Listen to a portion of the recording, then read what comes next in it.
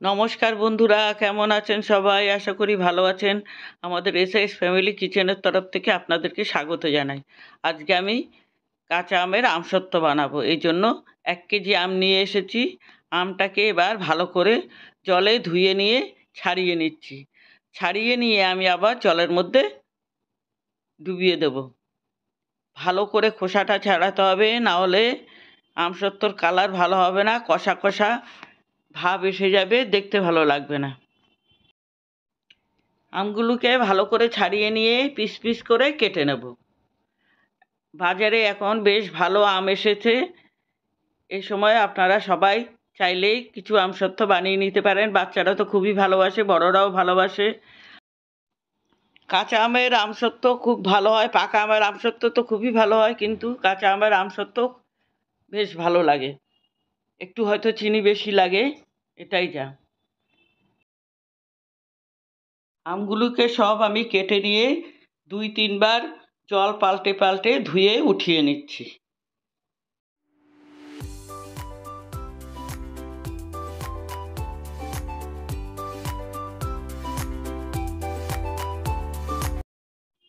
আমগুলোকে আমি এবার প্রেসার কুকারে দিয়ে ভালো করে সিদ্ধ করে নেব। প্রেসার কুকারে সিদ্ধ করলে একদম তাড়াতাড়ি সব আমগুলো গলে যাবে, একটুও আঁশ থাকবে না।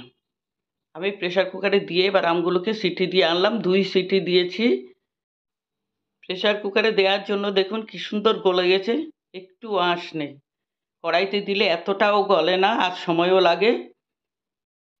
দেখুন কি সুন্দর গলে গেছে। এইভাবেও আমসত্ত্ব করে দেওয়া যায়, কিন্তু তবুও আমি আর একটু ছেঁকে নেব, দেখব কিছু আছে কিনা। একটুখানি নাড়িয়ে নিয়ে আমি এবার ছেঁকে নিচ্ছি।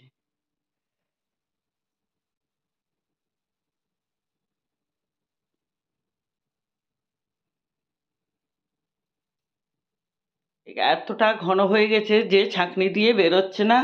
আমি আরেকটু জল মিশিয়ে নিয়ে তারপর ভালো করে ছেঁকে নিচ্ছি। একইভাবে সব আমের পাল্পগুলোকে আমি ছেঁকে নিচ্ছি, ছেঁকে তারপর আপনাদেরকে দেখাচ্ছি।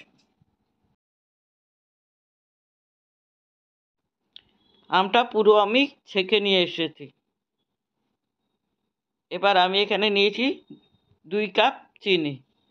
আমি 1 কেজি আমের জন্য 500 চিনি নিয়েছি। এবার কড়ার মধ্যে আমি একটু পাকা আমের কালার আনার জন্য একটু চিনিকে ক্যারামেল করে নিচ্ছি। আপনারা চাইলে সবুজ ফুড কালার দিয়ে কাঁচা আমের আমসত্ত্ব বানাতে পারেন।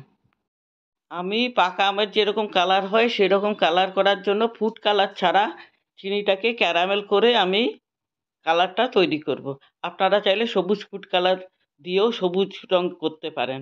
এখন চিনিটার মধ্যে আমি 1 চামচ জল দিয়ে দিয়েছি। ততক্ষণ না চিনিটা গলে গিয়ে ক্যারামেলের তৈরি হতে শুরু করে, ততক্ষণ পর্যন্ত হাতা খুন্তি লাগাবো না। একটুখানি কালার আসা শুরু হয়ে গেছে, এবার খুন্তি দিয়ে আমি নাড়িয়ে দিচ্ছি। চিনিটাকে এবার অনবরত নাড়াতে থাকতে হবে। ক্যারামেল হয়ে গেলে আপনাদেরকে দেখাচ্ছি।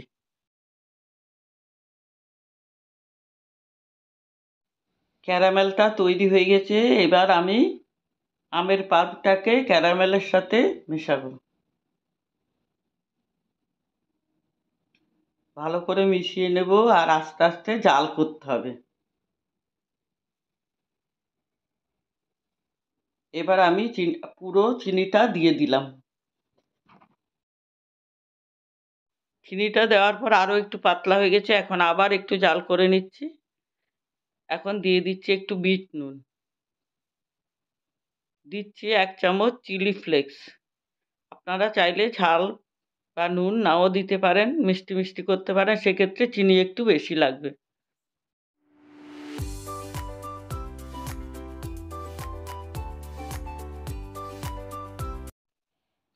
আমি টক ঝাল মিষ্টি আমসত্ত্ব বানাচ্ছি।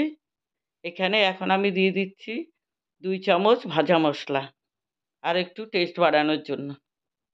এবার ভালো করে আবার একটু মিশিয়ে নিচ্ছি। আরও একটু সময় ধরে জাল করতে হবে। বেশি পাতলা থাকলেও ভালো আমসত্ত্ব হবে না, বেশি ঘন হলেও হবে না।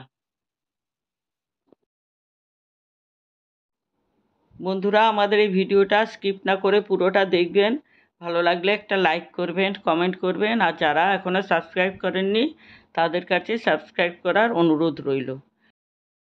এখনও আরেকটু জাল করতে হবে, পুরোটা শুকিয়ে নিয়ে তারপর আপনাদেরকে দেখাচ্ছি।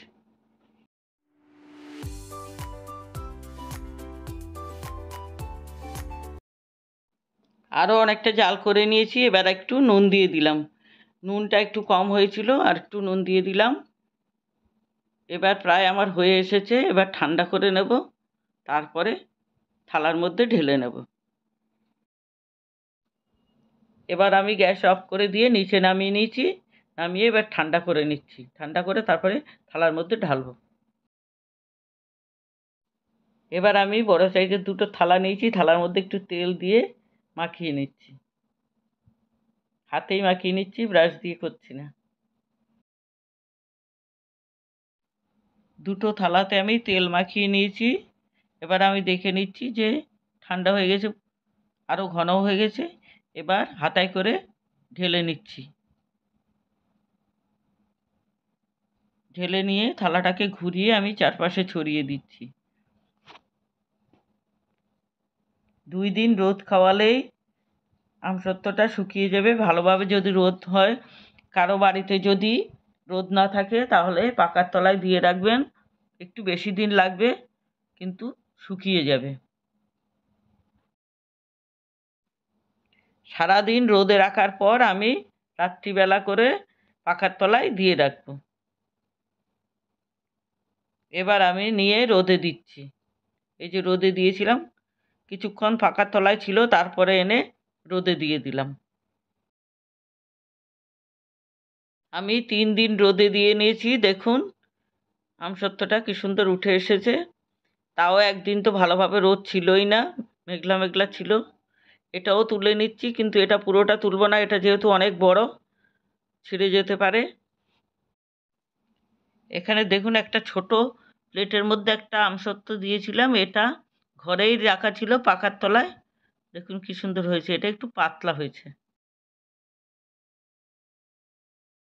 আমসত্ত্বগুলোকে পিস পিস করে কেটে নিয়ে রোল করে নিচ্ছি।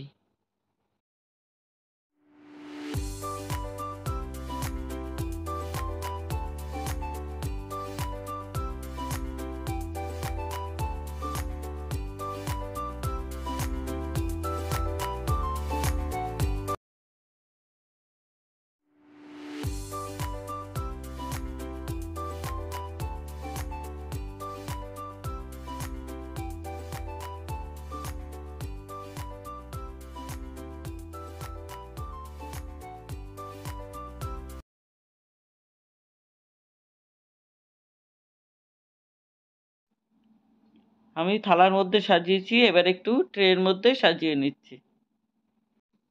আজ তবে এখানে রাখছি, ফিরে আসবো অন্য কোনো দিন অন্য নতুন কোনো রেসিপি নিয়ে। ধন্যবাদ।